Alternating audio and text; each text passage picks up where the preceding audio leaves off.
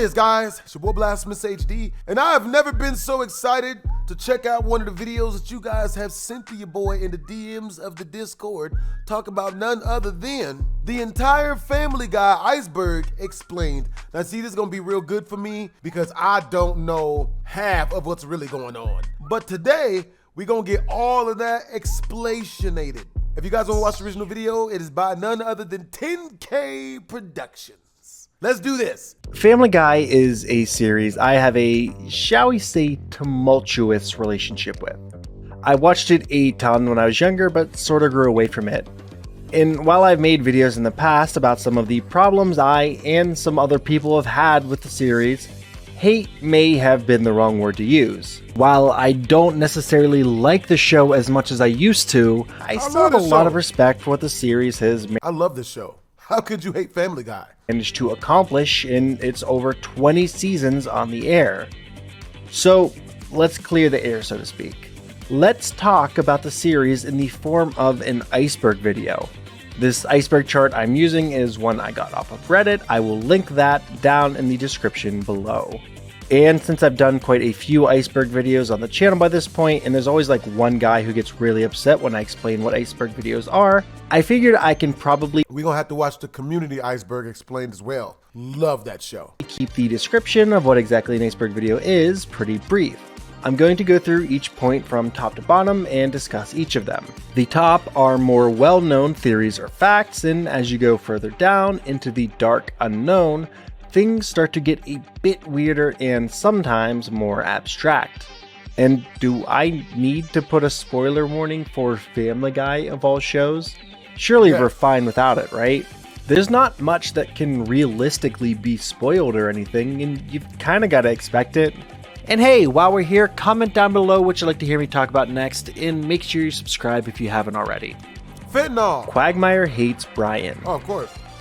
To say Quagmire and Brian have a rocky relationship would be putting it incredibly lightly. Quagmire has been very straightforward with his hatred of Brian, so instead of just saying this and moving on, let's kind of look at how their relationship has changed throughout the series. Now, this might actually surprise you, but Brian and Quagmire didn't actually directly interact until season 4 of the series. And they were kind of adversarial right off the bat. Their first major interaction is season 4, episode 7, Brian the Bachelor, where Brian and Quagmire are both competing on The Bachelor. The next few times they interact are fairly forgettable. But then, in season 8, episode 7, it's revealed that Quagmire absolutely hates Brian. And while Brian spends the bulk of the episode trying to make Quagmire not hate him, Quagmire just sort of goes off on Brian. It's a very long and kind of difficult speech to get through. And from this point onward, their relationship is set. Quagmire hates Brian. Quagmire becomes more and more of a cat person over time, and Brian being, well, Brian. And Brian doesn't really start to reciprocate the hate for Quagmire until Brian begins dating Ida briefly in season 8's episode, Quagmire's Dad. And this is kind of where they linger. They mainly hate each other, but will very occasionally come together in spite of their hatred to help each other with something more important, like when Stewie got lost in Paris in season 21, episode 7. Time travel. Time travel is a pretty consistent thing throughout the series run. Stewie very famously is a time machine that's used many times by different combinations of the series characters. It makes its first appearance in season 1, episode 4 for Stewie to avoid teething. There's the famous time where Stewie goes to the future with his future self, but that uses a different time machine that's used for vacationing. In season 7, episode 3, Stewie... We ain't gonna talk about the fact that adult Stewie was still a virgin? Brian and Mort end up stuck in the early stages of World War II Europe. Season 9, episode 16 has Brian and Stewie facing off against Bertram, who's trying to kill Leonardo da Vinci to erase Stewie from existence. In season 10, episode 5, Stewie and Brian travel back to the pilot of Family Guy many times. In season 11, episode 4, it turns out that Brian has been using the time machine to hook up with women. In season 12, episode 8, Stewie uses the time machine to keep Brian from dying. Also, it's actually like the 10th anniversary of that whole thing. In Season 12, Episode 21, Stewie uses the time machine to see what life would be like as part of a different family. In Season 13, Episode 7, Brian, Stewie, and Chris end up trapped on the Titanic. In Season 18, Episode 15, Brian goes back in time to fix Stewie after he's accidentally turned into a normal baby. In Season 21, Episode 15, Brian and Stewie go to the Titanic again in order to avoid having to listen to Lois describe her dream. But as we've mentioned in this part already, there are also some other means of time travel in the series itself. Future Stewie comes back in time on vacation, so time travel does become canonical to the series at some point.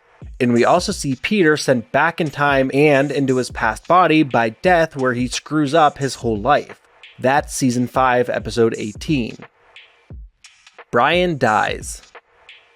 Brian's death is one of the most talked about Family Guy moments of all time. And it's kind of weird to me that I'm actually writing this on the 10-year anniversary of that whole arc. It really makes me feel old.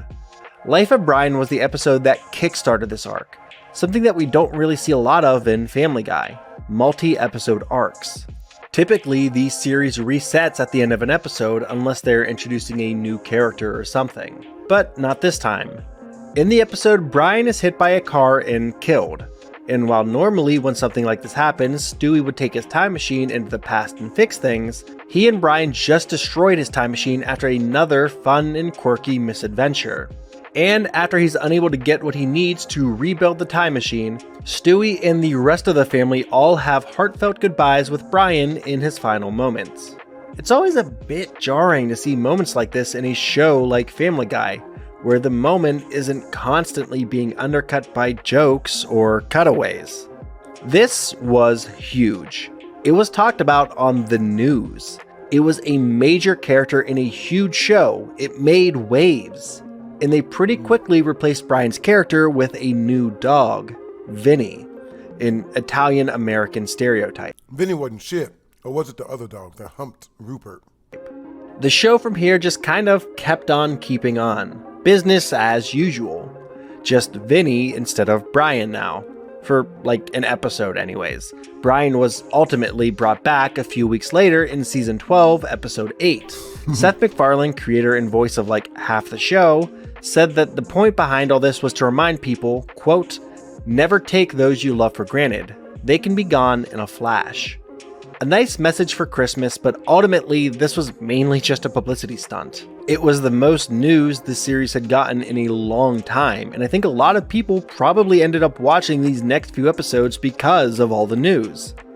As the series continued on, they would continue to kill more characters off, but nothing would ever hit quite as hard as the time Brian was killed in a hit and run. Diane Simmons. Speaking of killing off characters, let's talk about Diane Simmons. For a solid portion of the early series, Diane was half of the main news anchor duo, working beside Tom Tucker. But her character ultimately culminated in the Season 9 premiere, and then there were fewer. In this episode, a lot of recurring characters in the series began dying, being murdered to death, including Muriel Goldman, James Woods, Derek Wilcox, who was only in one other episode before this anyways, and a few characters who only show up. Thank God they didn't kill the attractive female. Message. Up in this episode. No one really cared about them, but they were actually killed throughout the episode by Diane Simmons, though that wasn't revealed until the very end. The whole episode is actually set up as a mystery, a whodunit. And when Lois finds out at the end that it was actually Diane, Diane prepares to kill Lois to cover everything up.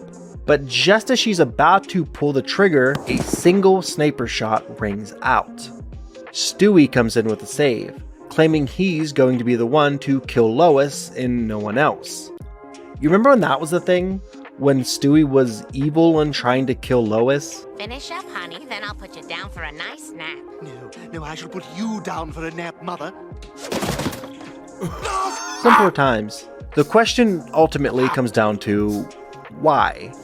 Why did Diane kill several people and try to pin the blame on Tom Tucker? Well, Diane, it turns out, was her eggs dried up? Just turning 40, and she was about to be replaced as an anchor by a younger woman. and by getting Tom arrested for murder, her tenure on TV would be secured for the time being. A not super well thought out plan. Cleveland's divorce. Cleveland Brown is one of Peter's neighbors and closest friends. For a while, he had his own spin-off, which I really don't want to talk about right now. I didn't like it. Maybe I'll do a video on it in the future or something, who knows. But at the beginning of the series, Cleveland was married to one Loretta Brown, though Loretta would eventually cheat on Cleveland with Quagmire in an episode that might actually have my favorite episode name in Family Guy, the Cleveland-Loretta Quagmire. Though we do later hear from Donna, Cleveland's second wife, that Peter told Donna that Loretta cheated on him with many different men. Yeah. The reason for the divorce, aside from just doing some actual character growth for a bit, is pretty straightforward. Alex Borstein, the voice actress who voices Lois and a bunch of other female characters in the series, was actually also the voice for Loretta Brown. And she at some point mentioned to Seth MacFarlane that the deep gravelly voice that she did for Loretta was super taxing on her vocal cords. So instead of recasting the character or anything like that, they just decided to retire the character instead. But to be honest, this is something I've seen stated a bunch on the internet, but I've never seen like a direct source for it, so it might just be completely made up, giving Cleveland a chance for some interesting growth that would ultimately result in the Cleveland show and eventually Loretta's untimely death. Brian's parents. Brian's parents are mentioned only a few times throughout the series run, and his mother only makes very minor quick appearances. Oh no. Let's go over what we know. Brian's father, Coco, is only ever mentioned a few times. His dad was Snoopy? First, in season 4, episode 2, it's revealed that Brian's father's name was Coco, and I thought his dad was Snoopy. that he was hit by a milk truck. Oh no. Like it's the 60s or something. In season 4, episode 4, where it's revealed that Brian has some racist tendencies because of his father. This is later reiterated upon in season 5, episode 7. And season 11, episode 11, Brian says that he wishes his father was still alive to see him receive a made-up Good Boy award. As for his mother, her name was Biscuit. Brian was taken from her on a puppy farm when he was very young.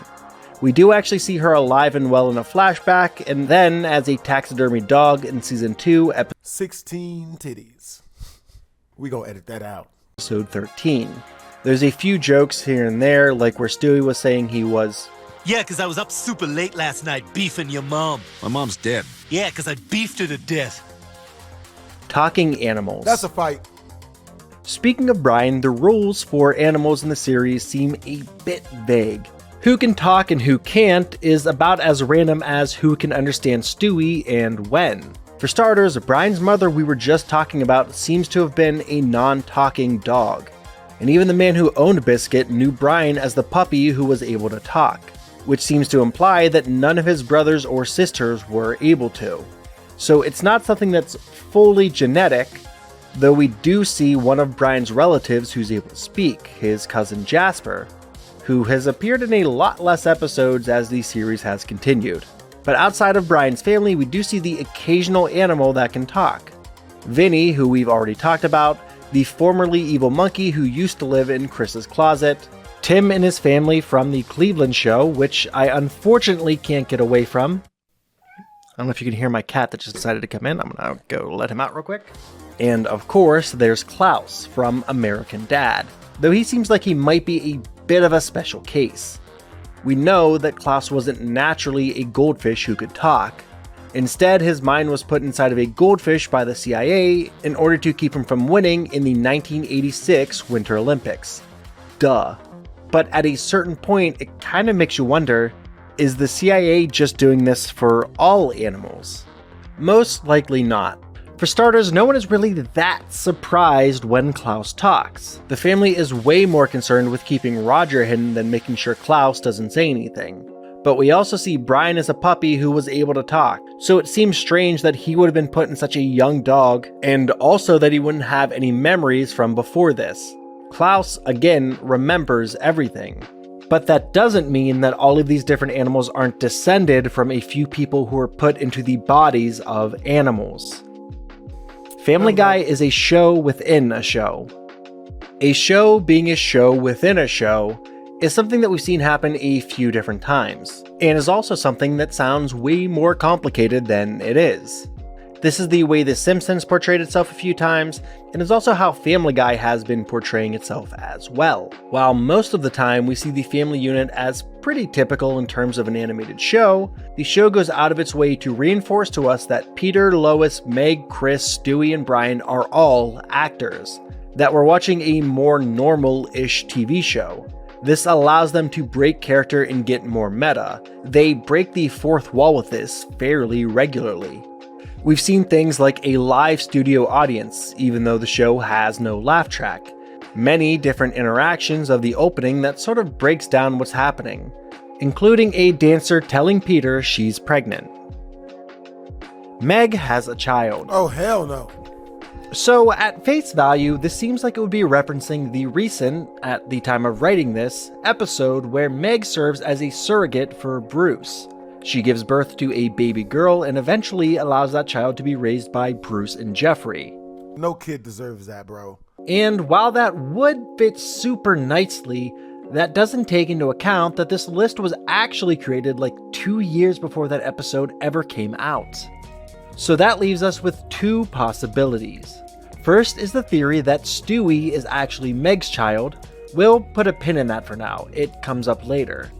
Next is this really quick one-off joke where Meg opens her locker and there's a baby. The baby calls Meg Mama before she exclaims, "What are you doing out of your box?" and throwing a book on it.